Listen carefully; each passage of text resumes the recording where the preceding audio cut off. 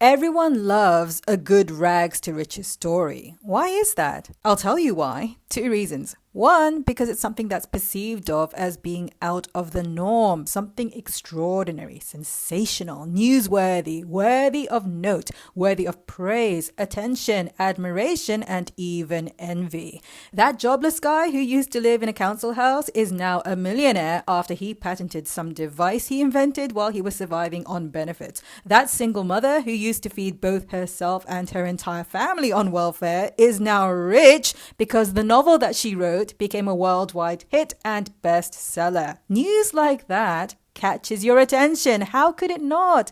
There are lots of stories that are sensational, like stories of crime and murder, but those garner a different response, don't they? One of horror and indignation, of condemnation and judgment and general unhappiness, rather than one of praise and admiration. So, what is it about rags to riches stories that we love so much? It's because rags to riches stories are about transformation, isn't it? Rags to riches stories are glow up stories, essentially, where what gets a makeover are the person's bank account and socio-economic status. Transformation is about change. Change that is noticeable, appreciable, and stark. Not subtle change, but change that is dramatic, drastic, undeniable, in other words, manifest and fully realized, obvious to the physical senses. We are built to notice things that are apparent, to pay attention to them. It is our nature to notice change, and the starker the change, the more apparent, the more we take notice and pay attention to it. So that's the first reason. And two, the second reason why you are inspired by rags to riches stories is because you identify with the rags part of the story, and it pleases you to imagine that if it is possible for someone else to go from rags to riches, then it might just be possible for you to do the same one day too. And you're not wrong to feel that way.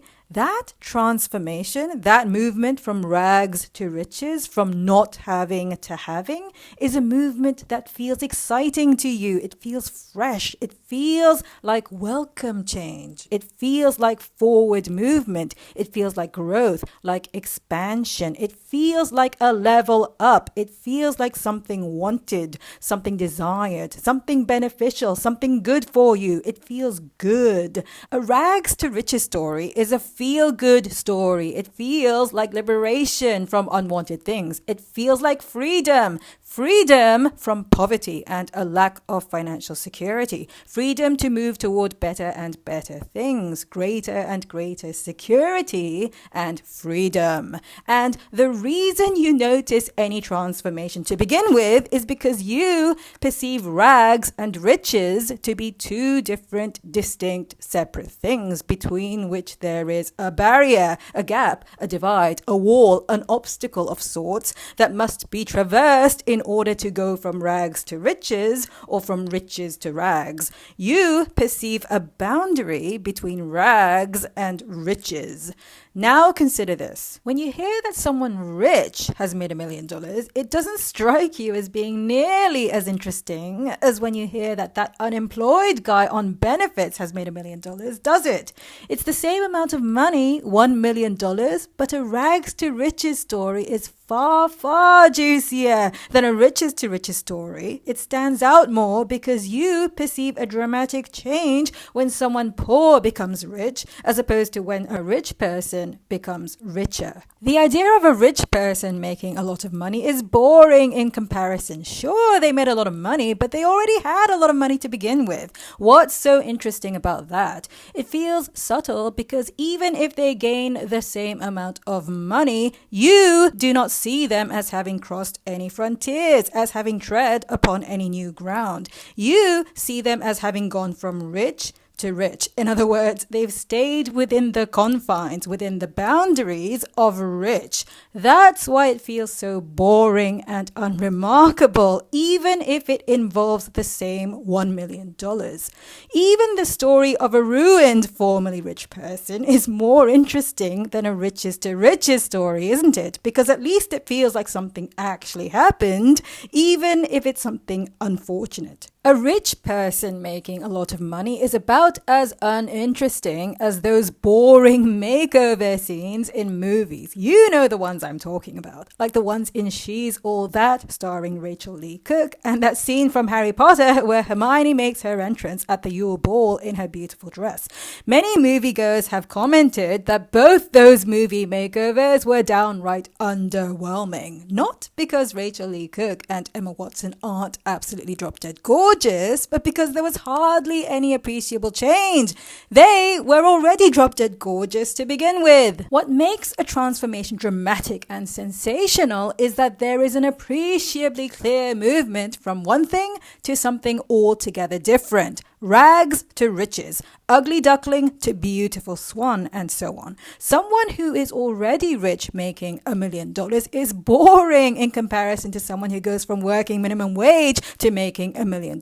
A rags to riches story seems more fantastic, more difficult, more unlikely, more impossible. That's what makes it all the more inspiring. We are fascinated by what we perceive of as being difficult. Isn't that interesting? A beautiful woman who has always been beautiful, that's just like, so what? Who cares? She was already gorgeous, and putting her in a frumpy outfit and glasses as a prelude to the so-called makeover did not make her any less gorgeous. What makes a story deliciously sensational and satisfying is the element of clear transformation. The protagonist of a rags to riches story goes from clearly and manifestly not having money to clearly and manifestly having it. It's the same reason why stories about couples from a different social status, stories like Cinderella, enjoy such enduring popularity, as well as stories of forbidden love like Romeo and Juliet, because we think we want what we do not currently have.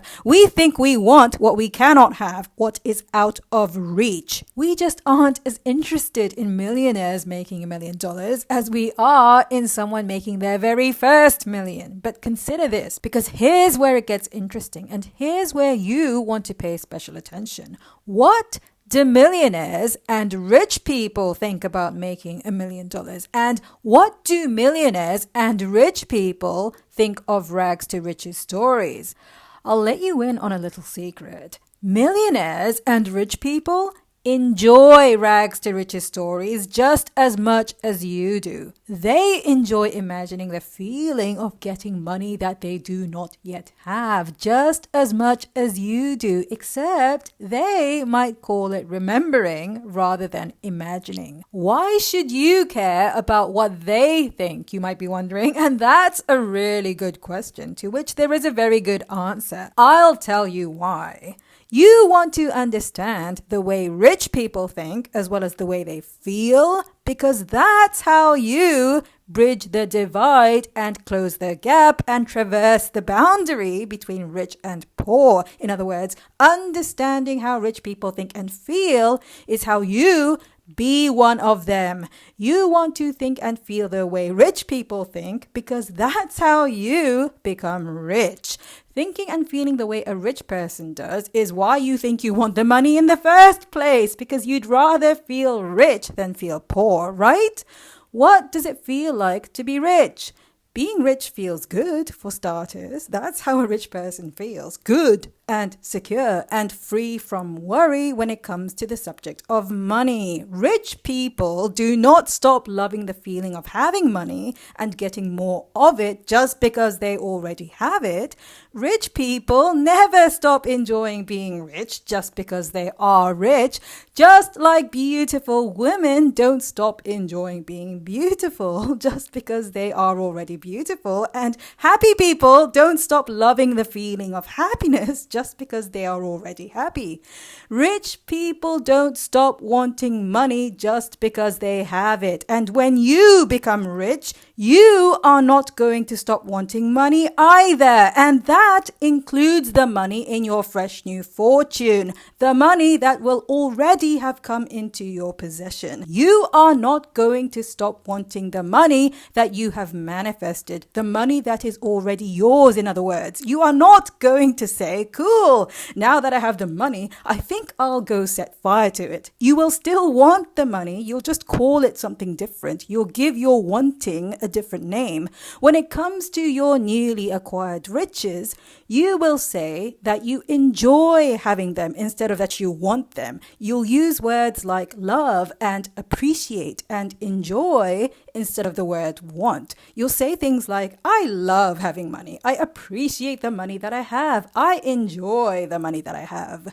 People commonly think that to enjoy having something means that you can't want it anymore since you already have it, that you don't want things that you already have. But it's not that you don't want it. You do still want it. Otherwise, it wouldn't bother you for someone to come and set fire to it or to steal it from you, right? It's not that you don't want it anymore, but that your desire is felt from a fresh new perspective. You want the things you have from the perspective of already having them. What's changed isn't your desire. You do want it. You wouldn't enjoy having it unless there was a part of you who once wanted it. It's just that when you already have something and want it, you describe that wanting feeling as appreciating and enjoying and loving rather than as wanting, because there is no feeling of lack. You do want it and desire it, but your wanting and desire are pure, as in untainted by any feelings of yearning or longing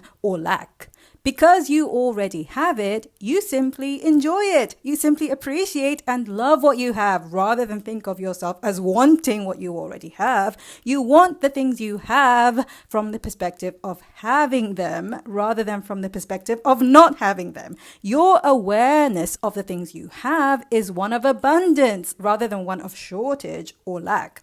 Some of you listening might be thinking, well, blah, blah, blah, blah, whatever, just give me the money and then I'll feel rich and secure. I will feel rich and secure when I have the money. And that is backwards. If you are in the habit of feeling poor and insecure because you do not have the money, if that is your normal, if that is what you are familiar with, if you are in the practice of blaming your feelings of insecurity on your being without money, in other words, then you are likely to continue to feel poor and insecure even when you do have the money, beyond the initial thrill perhaps, because that is just who you are when it comes to money. Someone who is poor and insecure. When you feel poor and insecure, you do not genuinely believe your own good luck, even with it smiling at you right in the face. You will think it's too good to be true, and your lack of faith will have you waiting for the other shoe to drop. And that lack of faith will be a self-fulfilling prophecy. The money won't last, and you will wonder what you did wrong and what you did to deserve such bad luck. This is why so many lottery winners lose their entire fortune within just a few years. They aren't used to feeling and being rich, so they don't stay rich in the long run. If you are poor right now, as in you don't have a lot of money, here's the good news. You have options, and those options begin with your state of mind, your state of being. In other words, the way you feel. You can be a rich poor person or a poor person. A rich poor person appreciates what they do have, and in doing so are able to attract their path of least resistance to their full abundance, their richest life, their most affluent, best life. Whereas a poor person is too busy worrying about losing what little he or she does have to even notice that path of least resistance to the good life. And like I said, even if they were to come into some good fortune,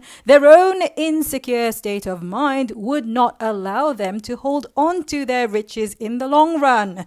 You want to be rich because of the way it feels, not in order to get the money, although you you do want the money too. The money is secondary. What you want is the feeling of freedom and security that you believe the money represents. And what's more, like I said earlier, it isn't like once you become rich, you stop wanting money. So if your feeling secure is dependent upon your having the amount of money you have most lately been wanting, you are going to be up and down and all over the place in terms of the way you feel. In other words, you are going to be everything but secure inside. Remember what I said at the start? Everyone loves a good rags to riches story. You, me, everyone. Everyone loves a good rags to riches story, including rich people. And you know what else rich people love? Here's a hint. It's something that rich people love and that poor people don't pay so much attention to, because to poor people, it's A, boring, and B, not relatable. That's right. It's the very thing I talked about earlier. The story that rich people love that poor people don't think very much about, if at all, is a good riches to riches story. You think millionaires don't enjoy and appreciate making $1 million just because they've done it before? Just because they've already been there and done that? Just because it's familiar doesn't mean they don't appreciate it. You can be familiar with something and still love it. You can have something and continue to want it. In other words, you can appreciate what you already have. Just like your favorite sweater, the one that you've worn hundreds of times, or like your favorite movie that you've watched more times than you care to admit. Nobody enjoys a good story more than the protagonist of the story, him or herself.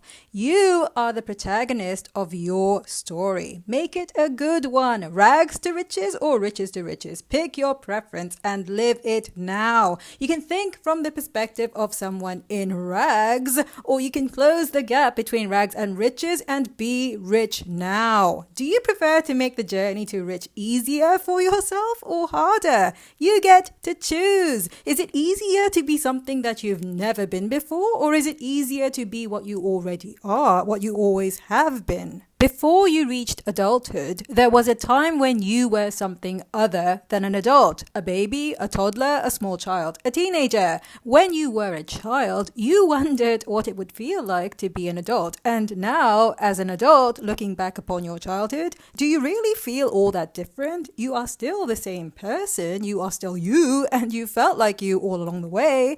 The change was so gradual, so incremental, that you probably couldn't even pinpoint one specific moment in time where you went from being a child to being an adult. And yet now, when you look back at your childhood photo albums, there is a huge difference between who you were as a child and who you are today, all grown up. Who you will be when you have the money isn't all that different from who you are today, even if you tell yourself and others that you can't imagine what it would feel like to be rich. You will still be you. Here, allow me to spell it out for you. It's easier to be what you already are, and incremental change is far easier on you than it is to take a dramatic great leap into something unfamiliar.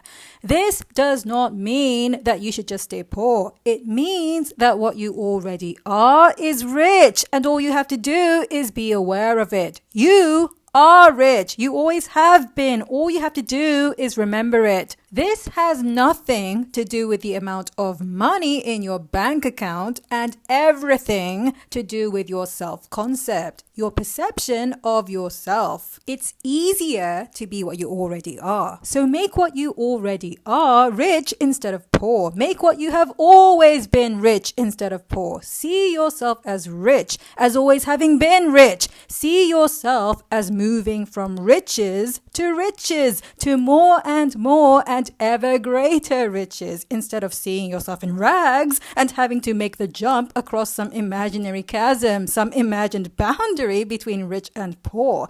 Bridge the gap by being rich now. That gap isn't even real anyway. It's an obstacle you invented in your own mind. Close the gap now. It does not exist. Another way of looking at it is that the gap does exist and that you are always in it, as in you are always on the way to growing richer. That rich is a spectrum and that you are already on the spectrum of rich anyway, so you might as well enjoy the riches you currently have. Either way, being rich now doesn't stop you from growing richer, because your desire for more is not going to stop for as long as you live. This does not mean you are greedy. It just means that you are alive. The day you stop wanting things is the day you drop dead. Being rich now does not stop you from growing richer. It just makes it more familiar, more normal, less sensational, less dramatic. Do you want the drama, or do you want to be and feel rich? Let go of the drama and the trauma of being poor, of feeling insecure and needy and desperate for money, and be rich now. Be rich now and get richer by the day. Ditch the rags and go from riches to riches. Do it. All you have to do to get started is to feel differently about what you currently have. You are rich. You think and feel the way a rich person does. That means you love what you do have. You appreciate and enjoy what you already have. Stop saying things like, I'll feel secure when I have the money, and start saying things like, I already have the money because I am secure already.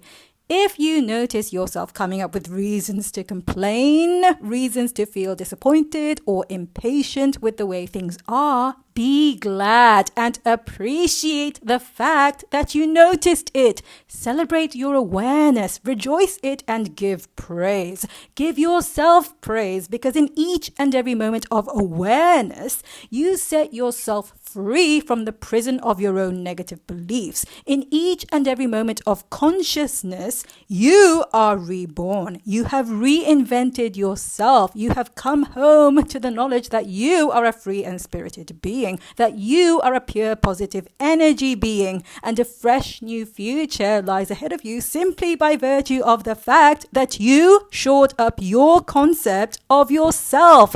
That brand new future is a future full of fun and ease and passion and excitement, and your now is also instantly transformed. You see the life you are living now as being full of promise, the promise of all things wonderful, all things pleasantly surprising and delightful to you.